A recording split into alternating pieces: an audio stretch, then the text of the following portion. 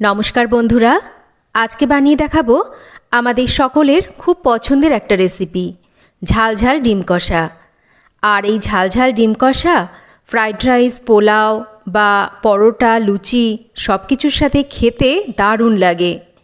আজকে ডিম কষার রেসিপিটা একটু ইউনিকভাবে তৈরি করে দেখাবো, যেটা একঘেয়েমি ডিম কষার থেকে কিন্তু টেস্টটা বেশ অন্যরকম হবে। খুব ইজিভাবে একদম ঘরোয়া উপকরণেই কিন্তু আজকের এই ডিম কষার রেসিপি তৈরি করে দেখাবো। একবার এইভাবে ডিম কষার রেসিপিটা আপনারা তৈরি করে দেখতে পারেন। আশা করছি আমার আজকের এই ডিম কষার রেসিপি আপনাদের ভালো লাগবে। তো চলুন দেখে নেওয়া যাক আজকের রেসিপি। ডিম কষা বানানোর জন্য প্রথমে একটা মশলা বানাবো। তার জন্য নিয়ে নিচ্ছি এখানে 1/2 ইঞ্চি পরিমাণ আদা, বেশ কয়েকটা রসুনের কোয়া নিয়েছি। রসুনের পরিমাণটা একটু বেশি লাগবে। আমি এখানে মোটামুটি 15-16 কোয়া মতন রসুন নিয়েছি, 4টে কাঁচা লঙ্কা নিয়েছি, অল্প একটু পেঁয়াজ নিয়েছি আর একটা টমেটো নিয়েছি। এবার এর সব কিছুকে একসাথে আমি বেটে নেব। আচ্ছা, এই মশলার মধ্যে কিন্তু রসুনের পরিমাণটা বেশি লাগবে আর পেঁয়াজ কিন্তু খুবই সামান্য পরিমাণ এখানে ব্যবহার করেছি। মশলা তৈরি হয়ে গেছে। এখানে নিয়ে নিয়েছি 4টে সেদ্ধ ডিম। ডিমগুলোকে এবার একটু এইভাবে আমি কাট লাগিয়ে নিচ্ছি। দেখুন, ঠিক এইভাবে ডিমের গায়ে কাট লাগিয়ে নিচ্ছি। এতে করে ডিমের মধ্যে ভালো করে ঝাল, লবণ, মশলা এগুলো ঢুকবে। আর ডিমগুলো ভাজতে গেলেও কিন্তু ডিমগুলো ফাটবে না। তো প্রত্যেকটা ডিমের গায়ে কিন্তু এইভাবে অল্প অল্প করে কাট লাগিয়ে নিতে হবে।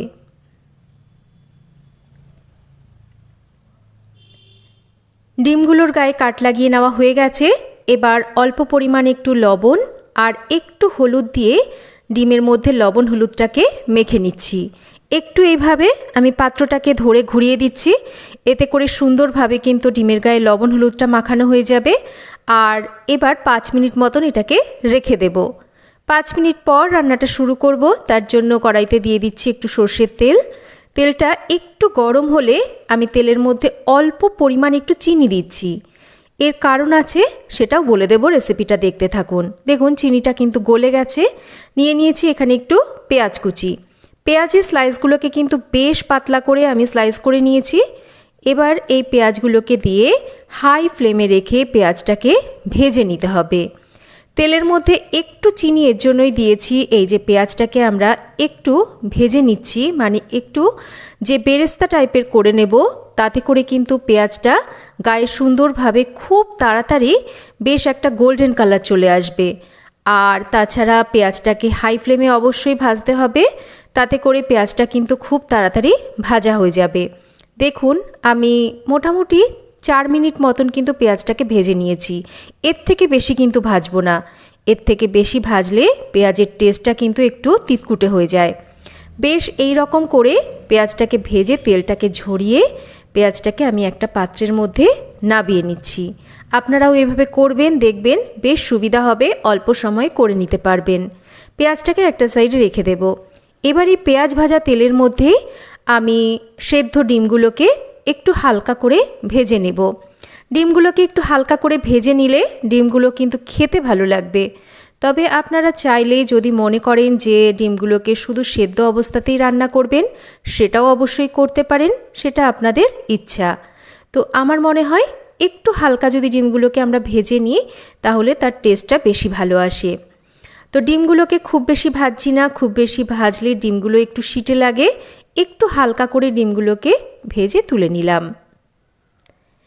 এবার আমি আরও অল্প একটু তেল এই কড়াইতে দিয়ে দিচ্ছি।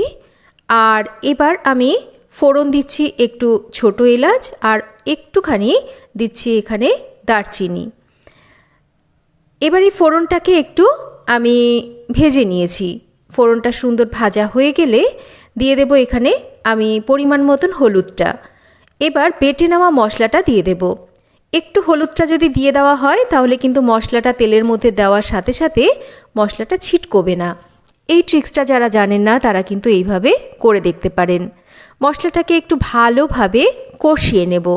যেহেতু এর মধ্যে বেশ অনেকটা পরিমাণ রসুন রয়েছে, রসুনের কাঁচা স্ট্রং গন্ধটা যাওয়া অবধি মশলাটাকে ভালোভাবে কষিয়ে নিয়েছি।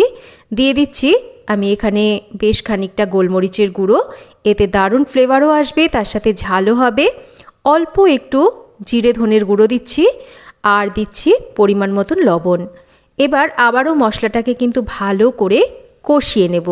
যেহেতু নামেই হচ্ছে ডিম কষা, যত কষিয়ে কষিয়ে রান্নাটাকে করা হবে ততই কিন্তু এর টেস্টটা ভালো আসবে। দেখুন যে পেঁয়াজটাকে ভেজে তুলে রেখেছিলাম, পেঁয়াজটা ঠান্ডা হয়ে গেলে পেঁয়াজটাকে কিন্তু আমি বেটে নিয়েছি। এবার অল্প পরিমাণ একটু জল দিয়ে আবারও মশলাটাকে কিন্তু খুব ভালো করে বেশ সময় ধরে কষিয়ে নেব। মশলা কষাতে কষাতেই কিন্তু দেখুন মশলার কালারটা একদম এইরকম চেঞ্জ হয়ে যাবে। দেখে নিশ্চয়ই বুঝতে পারছেন কতক্ষণ আমি মশলাটাকে কষিয়েছি। মশলাটা এইরকম সুন্দরভাবে কষানো হয়ে গেলে ভেজে নেওয়া ডিমগুলোকে দিয়ে দেব। আর এই মশলার সাথে আলতো হাতে ডিমগুলোকেও কিন্তু একটু কষিয়ে নেব। আবারও বলছি, রান্নাটা যত কষিয়ে কষিয়ে করবেন ততই কিন্তু রান্নার টেস্ট ভালো আসবে। আমি কিন্তু খুব একটা তেল দিয়ে রান্নাটা করছি না, আপনারা চাইলে কিন্তু তেলের পরিমাণটা আরও একটু বাড়িয়ে নিতে পারেন। এবার একটু কষিয়ে নেওয়ার পর অল্প পরিমাণ একটু জল দিয়ে দিচ্ছি আর একই সাথে দিয়ে দিচ্ছি এখানে একটু গরম মশলা গুঁড়ো। এর গ্রেভিটা তো বেশ একটু গায়ে গায়ে হবে, তাই জলের পরিমাণ কিন্তু আমি এখানে অল্পই ব্যবহার করেছি। এবার একটু মিশিয়ে নেওয়ার পর আরও আমি এটাকে মোটামুটি 4-5 মিনিট রান্না করে নিচ্ছি। দেখুন গ্রেভিটা বেশ গায়ে গায়ে হয়ে গেছে। এর থেকে বেশি কিন্তু গ্রেভিটাকে আমি আর রান্না করছি না, বেশ এই রকমই রাখবো। এবার এটাকে নামিয়ে সার্ভ করে নিচ্ছি। তৈরি হয়ে গেল খুব ইজিভাবে ঝাল ঝাল ডিম কষা। আর এই ডিম কষাতে কিন্তু আমি কোনো রকম লঙ্কার গুঁড়োর ব্যবহার করিনি, জাস্ট এই কাঁচা লঙ্কা আর গোলমরিচের ঝালেই কিন্তু এই ডিম কষার স্বাদ হবে অসাধারণ। একবার আপনারা এইভাবে সহজ পদ্ধতিতে ডিম কষা বানিয়ে দেখতে পারেন। আশা করছি রেসিপিটা আপনাদের ভালো লাগবে। তো কেমন লাগলো রেসিপিটা একটা কমেন্ট করে জানাবেন। রেসিপি ভালো লাগলে একটা লাইক করবেন, রেসিপিটা শেয়ার করবেন, আর চ্যানেল সাবস্ক্রাইব করা না থাকলে চ্যানেল সাবস্ক্রাইব করবেন। সবাই ভালো থাকবেন, আবার ফিরে আসবো নতুন কোনো রেসিপি নিয়ে।